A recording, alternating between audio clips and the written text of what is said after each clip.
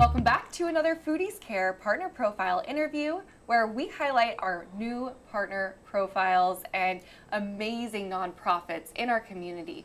I'm Morgan Allen, Communication Director for Foodies Care, and today I have the pleasure of joining with Rebecca Smith with R.E.S.T.O.R.E, R-E.S.T.O.R.E. R.E.S.T.O.R.E. Yes. How are you? I'm fantastic. How are you? I am wonderful. Good to hear. Thank you for having me. You all are doing amazing work. Thank you so much. I'm so excited for this partnership and for all the ways that we can support you because you're doing the heavy lifting. Yes. You are helping women, people in some really vulnerable times of their lives. Absolutely. So tell us a little bit about what you do with R.E.S.T.O.R.E. R.E.S.T.O.R.E, we provide transitional housing and wraparound services to formerly incarcerated women, right?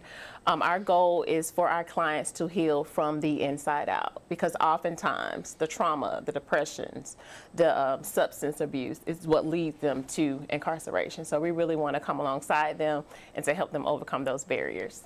And a lot of it is mental too, because once you're incarcerated, you're being told, you're being brainwashed certain things, and then unlearning and undoing those patterns is really important. Will you tell us a little bit more about how you help with the mental side of things? Absolutely, absolutely. Even before they come to our organization, we have a licensed clinician and our case manager to interview them. Because it's really important to me for people to get their needs met, right? And some of their needs may exceed what we offer because with our program, you're required to think independently, take your own medication without being told, catch the bus, and those type things. So we really focus on mental health from the beginning. And if we're not able to assist them, then we are able to refer them to someone else who can meet their needs. So when they come in, they have psychiatric evaluations, they have case managers who help them with their plans. So that's one of the things that we focus on immediately. A lot of times when they get out, we need a job, we need a job. Yes, you need a job, right? But we want to make sure that, you know, we're handling those problems and traumas that you've experienced. So we get them connected with the case manager as well as their therapist. Which is so important because there's some people who they have gotten out and they're ready for responsibility. Yes. And some who are just not. Correct. So you're able to help, gauge yes. where they're at on that spectrum and step in where needed. Yes. Which is wonderful because some people are, oh yeah, I'll get on the bus. Oh yeah, I'll show up on time. Yes. And others, it's going to be pulling teeth. Yes. You know, to make yes. that happen. Yes. And that's just in everybody's backgrounds of life, the yes. way that we were raised. Absolutely. So many things. So let's talk about the housing side of things. You have an exciting build that you guys are working on. Tell me a little bit. We're very excited about our quadplex independent housing. Affordable housing is near and dear to my heart. And we all know that it's crazy out there, even for the working people who's making great salaries when it comes to paying rent. So yes, we're excited. We met a $400,000 match with the Dolores-Bar Weaver Fund, and we are building our quadplex. So when the ladies come through our program, we have a transitional home, which they'll set up their case plans and set their goals as they're progressing and meeting their goals. We have a step up home, which prepares them for the next phase, which is independent living. So we plan to have that's scheduled to be done this fall. So we're really excited about that. Fall 2026. Yes, fantastic. yes. Speaking of fall 2026 and a little bit into the winter, you have an event coming up. Yes, November 7th, our Dance, Dine, and Donate, and it's a great time. You get the opportunity to hear our client stories, right? And it's simply amazing. We have a great band. We have excellent food and silent auctions items that we're going to be having available for people to bid on. So that's another exciting thing that's happening for us. That's great. Where is that going to be held? WJCT. Oh, beautiful location. Yes. That's fantastic. It's going to be on a Saturday this time. Traditionally, all of our fundraisers are on Fridays, but this year it will be on a Saturday. So we're excited about that change as well. Oh, yeah. That's going to be an awesome event. Yes.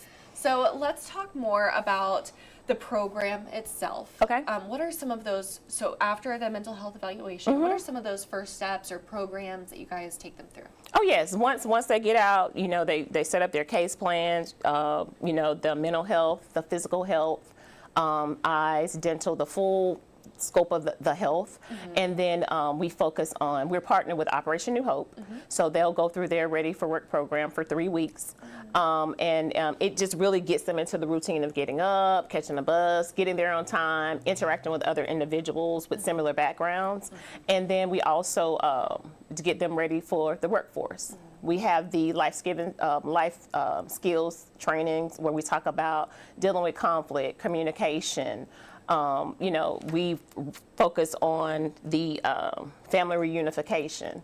So it's not a cookie cutter program. It's really an individualized work, and we develop the plans based on their case management plan. Wow. Yep. That's really, really special. Yes, yes. I'm sure this changes so many lives. How many years have you guys been doing this? We have been providing services for 6 years. It's hard for me to Great. believe. We started raising money because our model is we raise the money and build.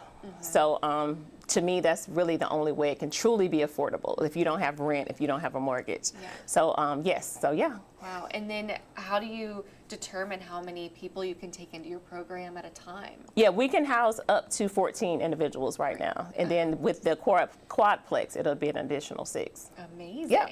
And Yep. is there like a filtering application process that you take them through to just decide, like, out of all these people, 14 only can make it? Correct. Okay. Yes, we actually go into the prisons and we build relationships with the women prior to them coming. We found that to be most successful. Sometimes it may be an emergency situation where someone's plans didn't work out, but the majority of our clients, we've built a relationship with them. So Wow. we've had the opportunity to develop that trust early on. And then is this a year program, or does It's case by case. I can give you an example. We had one client who went in at 17, got out at 42. Oh. So imagine 25 years. Oh my goodness. Right? Then you yeah. may have someone who goes in for a year. You know, they have great work history. They could potentially have a degree. They have family support. It may take 4 months. Yes. So it's very individualized and it's focused on their case plan. That's beautiful. Yes. Well, thank you so much, Rebecca, for joining me and for all you're doing for Thank our you so community. much. Thank you. Thank you for Yes. having me. Of course. All And right. Viewers, we thank you for tuning in to another Foodies Care Partner Profile interview. We are so excited to partner with R.E.S.T.O.R.E, and we look forward to seeing you in the next Foodies Care Partner Profile interview.